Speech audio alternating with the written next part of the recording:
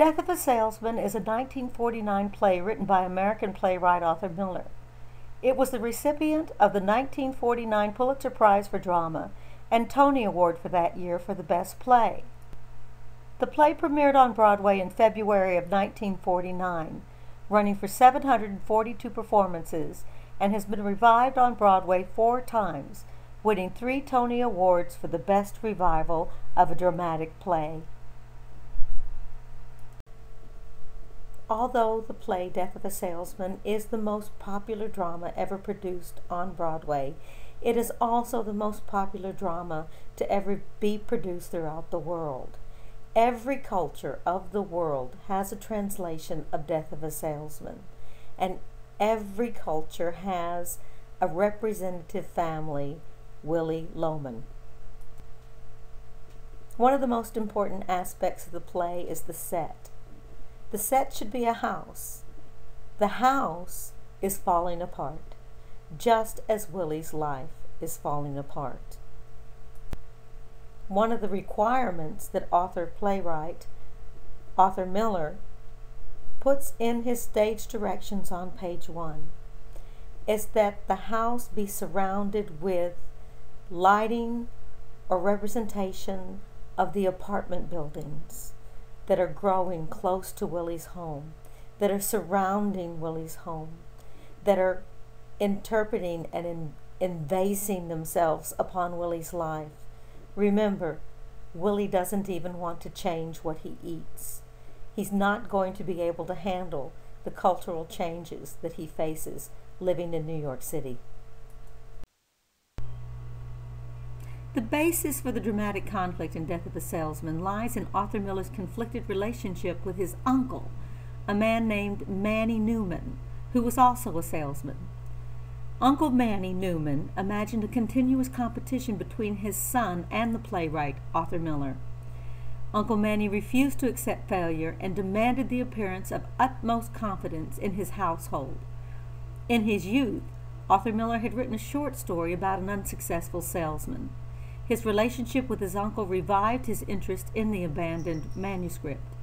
He transformed the story into one of the most successful dramas in the history of the American stage. In expressing the emotions that Uncle Manny Newman inspired through the fictional character of Willy Loman, Miller managed to touch deep chords within the national psyche.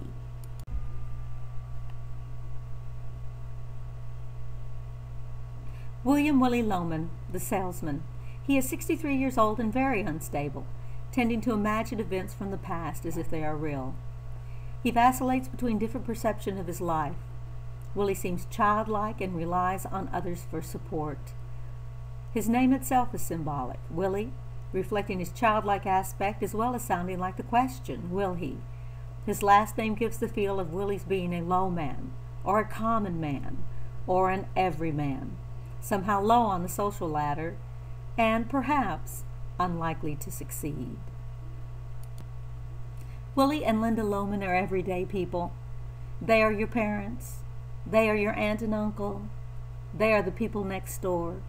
Physically, Willy can be big, Willy can be small. Linda can be young, Linda can be old.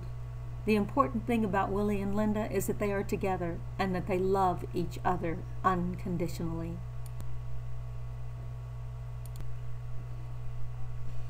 Linda Loman is not a stereotype, nor is she a flat character. She is not just the woman who stands by her man. Linda Loman is voice of the truth. You will notice at the beginning of the play, she tells Willy that his problems are in his mind. She tells her sons the truth about Willy, that he's desperately seeking attention.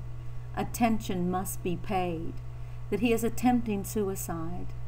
And at the end of the play, she asks, or she states, we're free and clear.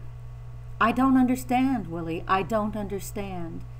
Linda doesn't understand why her American dream has gone awry. After the opening scene, we see the 2 boys upstairs, but these are not really boys. These are adult men. Happy at this point in the play is 32 years old, and Biff, who is the central character, the protagonist of Death of the Salesman, the one who has an epiphany. Biff is 34 years old, the same age that Arthur Miller was the year he wrote the play. Biff is Willie's oldest son.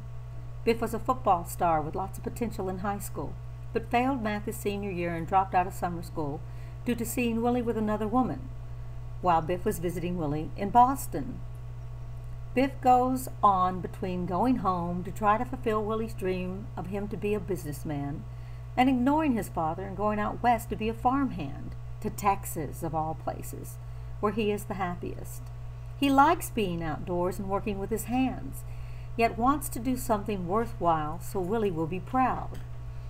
Also, it cannot be denied that Biff is concerned for his mother, and he comes home to take care of the person he calls his pal.